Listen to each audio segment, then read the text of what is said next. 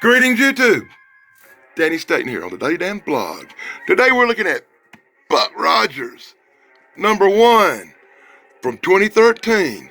But it's not the Buck Rogers we know and love. This is the Buck Rogers of old. Kind of based on the Flash Gordon guy I thought when I bought it, but I guess I was sadly mistaken because this is a Canadian version and it's going to be all different, all weird. And Buck Rogers has been alive since 1901. Ain't that some stuff? Yeah, YouTube, when I bought this Buck Rogers comic book, this #1 from 2013, I was thinking it'd go in real good with the Flash Gordon stuff I picked up. So when I put it on the wall, I'd have some Flash Gordon, and then I'd have some Buck Rogers, because that would really roll in cool. But the Buck Rogers I know and love was the Buck Rogers from the TV show of the 80s. That's right, YouTube, the show of the 80s where this guy, Gil Gerard, as I show you my autographed picture of Gil Gerard, he played Buck Rogers on the 80s TV series. I had the pleasure of meeting Gil Gerard and the cast of Buck Rogers back in the 80s on the set of the Buck Rogers television show. And I thought I'd take this opportunity to show off a few of my souvenirs from that day where I met the Birdman and Hawk, the Birdman, and Gil Gerard, and several other members of the cast. I do have several more autographs, but the video can only be so long, right? One day I'll do a video on autographed pictures. But this little video today is about the Buck Rogers comic book, #1 from 2013, by Howard Clegg, and this guy's a Canadian artist, and I'm just going to let y'all judge for yourself what you think about this guy's work. In the first panels, we find we're in the mountains with Buck Rogers' crew on patrol for the bad guys. And of course, you can't get to the second page without getting a fight between Buck Rogers and the bad guys in blue here. And they don't tell you much about them except they're the bad guys. More long-out, drug-out battles, and the art's a little bit on the cheesy side. The comic book's one of these glossy, shiny things, which makes it really hard to film. I think the art might be what I call second-rate, but it's not horrible, but it's not what I was expecting. I was hoping it was a reprint of one of the original Buck Rogers comics. Like the Flash Gordon thing I showed you, which was kind of a reprinty thing. Here's the problem with this book. Flash Gordon was born in 1901.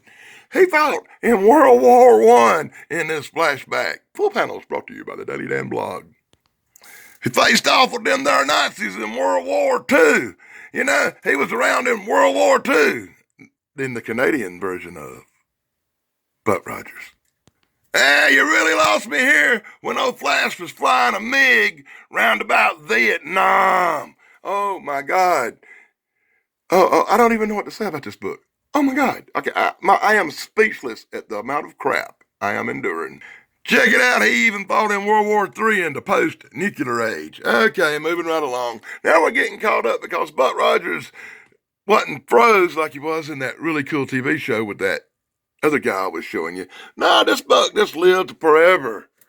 Kind of like that guy from Doctor Who, maybe. Even looks like that guy from Doctor Who. You think maybe they ripped this off from a Doctor Who spinoff show that I won't mention the name of? And we get back to the modern day where they're flying around with their little jetpacks fighting the bad guys from who the hell knows where, because they still hadn't told me nothing about that.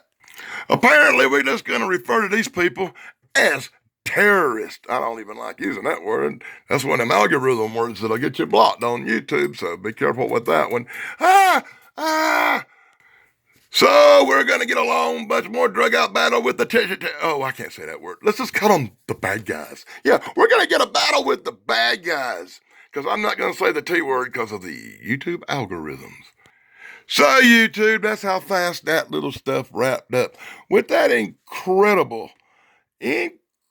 battle scene between the bad guys and Buck Rogers' crew. You got any idea what America Land is?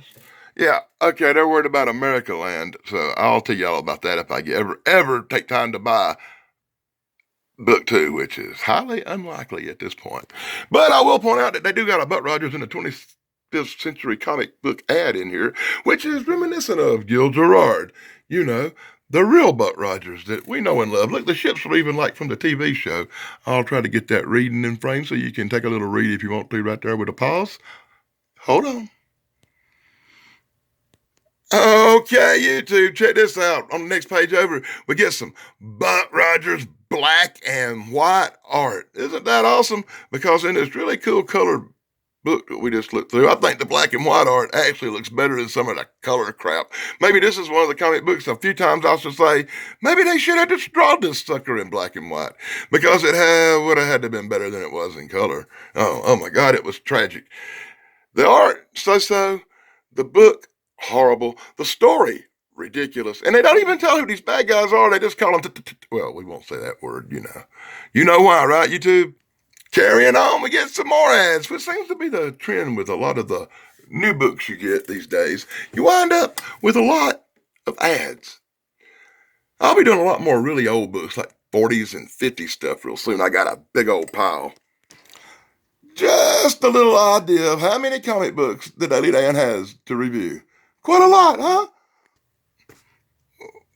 We get some more art. And that's actually kind of cool. I like her jetpack. I like her jetpack a lot. Her jetpack is cool. I wish I had a jetpack. And you get, I'm not even going to talk about whatever the hell this is. And then in the back, we get an ad for the Phantom. He's in that book too. Wow, that Phantom gets around in this new modern day of comic books, does it not? And we get this Buck Rogers beginning thing. And that might actually be the actual art from the old comic books. That's what I'm going to try to find, an old Buck Rogers comic book. If I get another Buck Rogers comic book, I want it to be like the really old stuff. Looking like Buster Crabbe and stuff. More art in the back. You get a black and white version and a color version. What I was talking about earlier, you can compare. The color version looks pretty good, you know, Buck Rogers. But look how the black and white stuff just looks so much better. And I've never said that. I've always hated black and white, but the black and white stuff they done in this book looks really good. And the color stuff is just freaking horrible. Why is that, YouTube? It's the first time I ever have to recommend the black and white look over the color look. Ever, because I've hated every other black and white comic book I've ever looked at for the most part. Ugh. So YouTube, I guess this is what issue 2 is going to look like. God, I hope I don't have to get that. If I see it, I might actually pick it up. You don't never know. I don't even know. So that's my look at Buck Rogers #1 from 2013, the Canadian version. I have to say, oh my God, I like the cover. It's going to look good on the wall next to Flash Gordon over there. And I'm going to hang him up on the wall sometime this week, I think. Be sure to let me know in the comments below if you think I ought to pick up issue #2 of Buck Rogers. Let me know if you like Buck Rogers. Let me know if you like this comic book particularly, or let me know how you feel about the old Buck Rogers TV show, because you know I'm a real big fan of that. The autographed pictures prove that. Dave Sunstorm, if you're watching, let me know if Buck Rogers is the good stuff, but I already know the answer to that question. Thanks for joining me, everybody. This is Danny Staten on the Daily Dan blog. Saying like, subscribe, and ring the bell for me, please. Blog over.